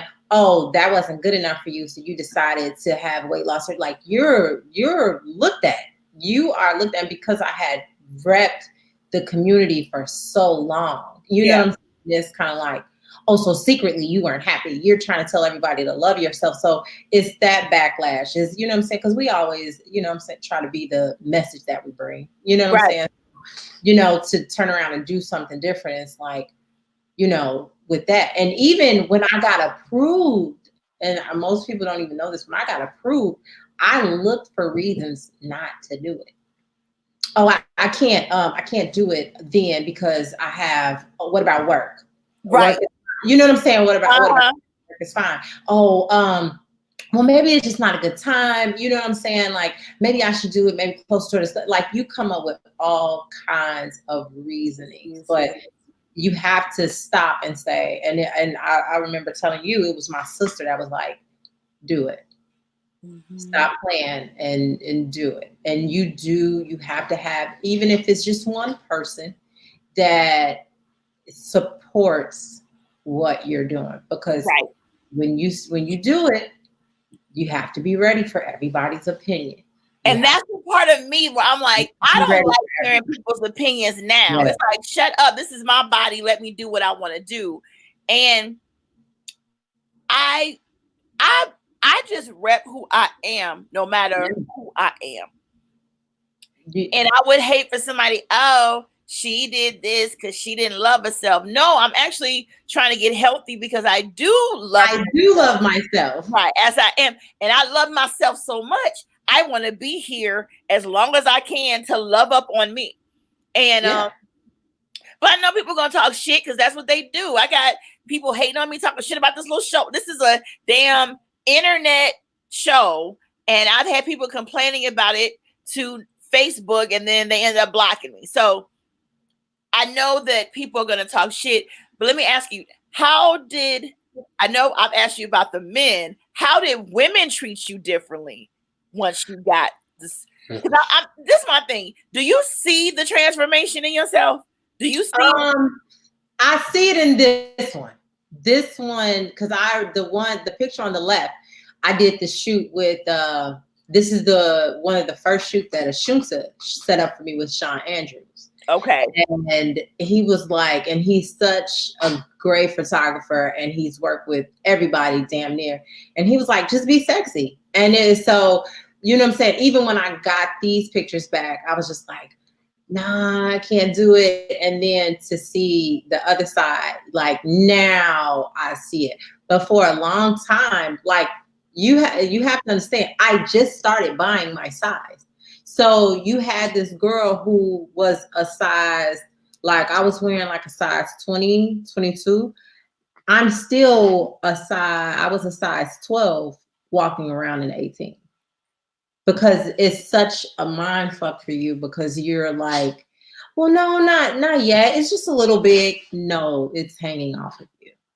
It's and even I'm smaller now than I was in this picture on the right that I against the blue background that I did. I took that one this past summer. And you have to be ready for people's opinion. I had a picture, actually, no, not that picture. I had put a picture up on Facebook that kind of went viral. And to kind of read, this is the first time where people opinions got to me. Wow. And I was like, I was just like, because people make up shit. So, but I feel like that was my introduction into what's to come, even for my career, like kind of having it happen to you, because you're going to have your people that are close to you say, well, why are you going to do that? That's not what you want to do. Well, you don't have to take that route.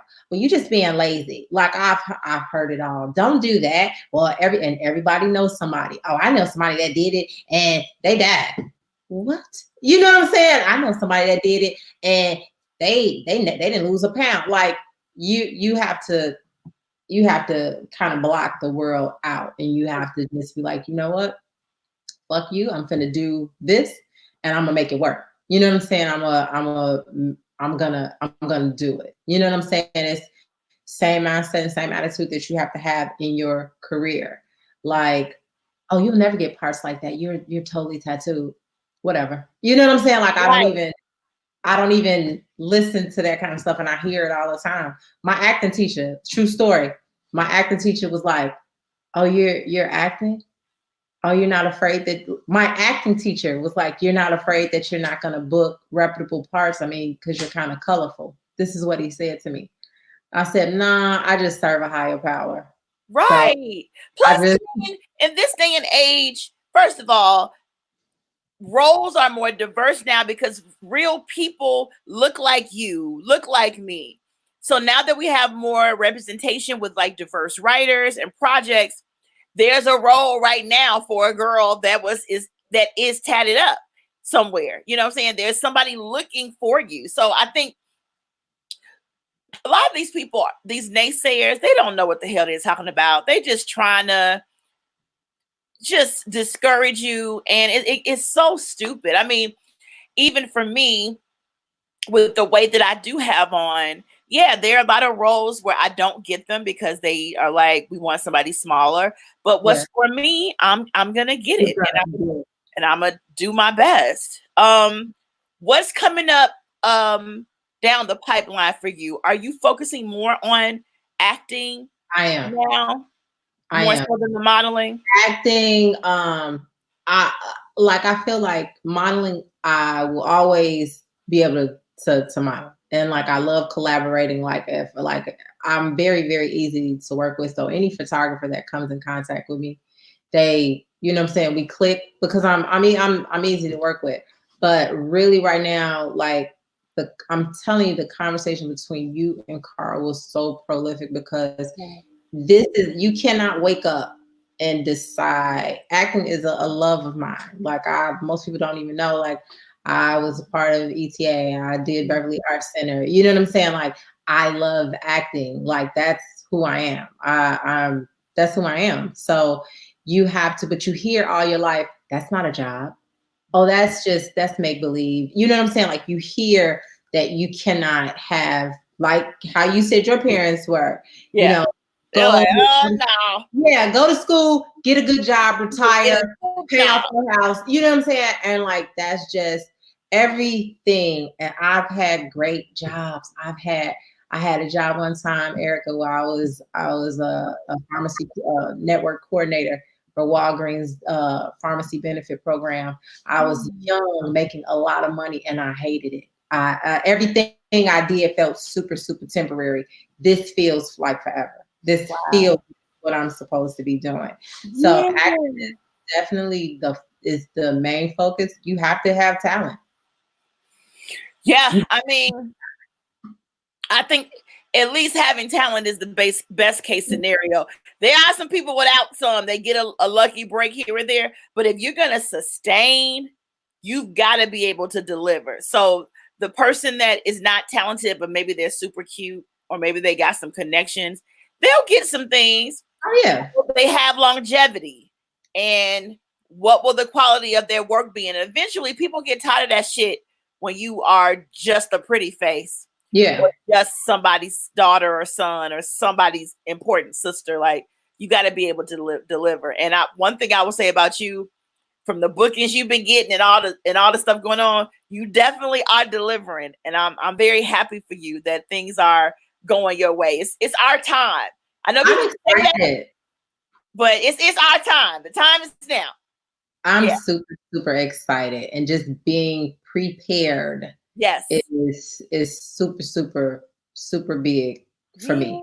You know what I'm saying? Pointing in on your craft. Like most people don't know, after this is over, like the quarantine and everything, you're about to have a lot of newcomers to the acting world. Like people don't understand. Like those TikToks that people think are so funny, those are reels. Like those, you know what I'm saying? Right. Like people do not understand the creativity that's behind it, and something that you think is so small and just for fun, you'll see so much off of that. Like you have to look at what social media have done for people like Just Hilarious, DC Young Fly. You know what I'm saying? You have to look at, HaHa Davis. You have to look at those people and look at the content that they put out, and just something you thought was a small clip, a 30-second laugh, has parlayed into a major career for these people. Absolutely. You know I mean, and I know a lot of people from the old school have trouble accepting this new school,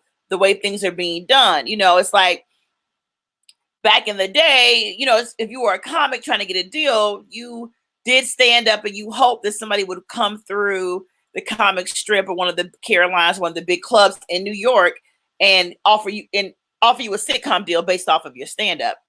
people are putting up, it's Vines. TikTok ain't nothing but a new kind of Vine, right? Yeah. So people were getting deals from Vine videos. I know I wasn't thinking about it this way, but even people were writing me like, "Oh, your nightcap is so cool, it's so fun." Yes.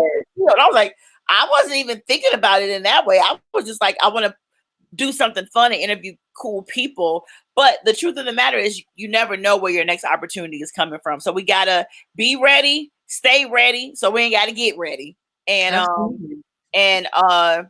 yeah, I'm happy, like I said earlier, to see people shining. And I definitely want to show people from my hometown love. And I hope they'll give the love back and we can all eat. We can all. Absolutely. That's the goal. Yeah, absolutely. Well, I don't think that Rosie's going to be able to get back on. I'm going to see if she will come on the show tomorrow for my Sunday show, or maybe one day next week. I don't know why the system is tripping. I know even Carl was trying to come back and it kept booting him out. So I don't know what's going on. I got to get my shit together. But just to give you all a sneak peek, I wanted to show them Rosie's before and after. Yep. Rosie lost, I believe, about 250 pounds. And she looks remarkable. I mean, when she and I met years ago, like around 2010 or so, I was like, oh my gosh, she's so beautiful. So I'm just happy to see what her career is going to. So I can't wait to talk to her more about it. But I'm sorry, you all, my system isn't working well and Rosie wasn't able to get in here, but I'm going to reschedule a time so we can all hear Rosie's story and talk to her and have some fun. And she's pregnant right now. She's expecting, I think she's about 8 months pregnant. So yeah, I wanted to talk to her about the baby and all that. That's the thing with when you lose weight, girl, that they say, watch out for getting pregnant, like just getting pregnant. And like, because I went into it, my sleeve sister, who was my partner at the time, she got it as well. She enjoyed her, I think she was out maybe 4 months. Got pregnant. Oh God. And I remember telling you, I had went on a hiatus of abstinence for like a year, because I'm like, that I'm not, no, you're not gonna put no baby in me. Yeah. That's the last thing I need to do is lose weight just to get pregnant. Yes. No. Oh my goodness. Well, let me see. Maybe let me check again. I just want to make sure. Yeah, so what I'm gonna do, guys, I'm gonna reach back out to Rosie. I promise you, more than likely she will be open to coming back. She's a lot of fun, and her story is so inspirational. All the things that have happened to Rosie and what she's been through with her life and her journey. That you definitely, whenever I am able to get her back, you tune in, and maybe tomorrow she'll be able to come back on the show. I would love that. I actually probably would start my show off tomorrow with her. So I'm going to reach out to her manager and see. And if not, maybe one day next week. But Asia, thank you so much for hanging around. Because I definitely wanted you and Rosie to have a conversation, because being plus models is very interesting. I'm sure what you all have had to deal with, especially because it's one thing to just be a normal everyday person and lose a lot of weight, be it with surgery or not. But when you're in the public eye as a plus model, and women look up to you in that way, I could see how that just totally will change your world. It's different. It's a lot of people I get that love the journey, and there's some people that really like ridicule me for it. Wow. Well, I say fuck the naysayers. I don't care what y'all say. Asia is doing her thing. You are going to see her in theaters soon. She's got a lot of projects she's working on. And the last thing we need to even be worried about is what people say. And I'm glad you don't care. That you move, you do your thing and you don't care about what folks say. So I appreciate that. And I love you. This was amazing. Thank you so much for having me. Thank you. And I'll talk to you soon. Yes, I definitely, we will talk. And that's the cool thing about doing this show. So far, I've just been interviewing friends and people I know. I haven't even had to reach out yet to try to get other folks' books. So that's good. That means I know a lot of important people with celebrities. Yes, honey. Doing it. Okay, Asia. Well, I love you, girl. Thank you so much for coming on. And we'll talk soon. Okay. Okay. I'll see you later. All right, everybody. Thank you all for hanging in there. This was a good episode. I hope you learned a lot from the stuff Carl said, especially you actors and stuff that were listening. Look, the tidbits he gave, especially for actors, I really hope you paid attention to that because it blessed me. I'm definitely gonna keep those things in mind. Even some of the stuff he said, I've heard him say it before, but it's good to get that refresher and that reminder. Once again, we put the information up. The book club book, y'all. Get into it. Sneaky Pussy by Caryn Lee. I don't want to hear y'all mouths. Don't miss this train. Go to Amazon. Look up Sneaky Pussy by Caryn Lee. Caryn spelled Caryn. It's my book club selection. Take your time. Buy it. It's $10 for the paperback, 99 cents on Amazon to download it straight to your computer. Go ahead and do that. And beginning of May, we're going to start coming on the show to talk about reading Sneaky Pussy. So I really want us to support this writer because she's a great girl, as you can see from the interview. And stay tuned. I'll keep y'all updated on Rosie, and when we'll have her back. You do not want to miss Rosie Mercado. Trust me on this. She's one of the most inspirational, awesome people you ever want to meet. She's just a good old down home, good, genuine person. And because of that, I'm so happy for all the things that are going on in her career, right?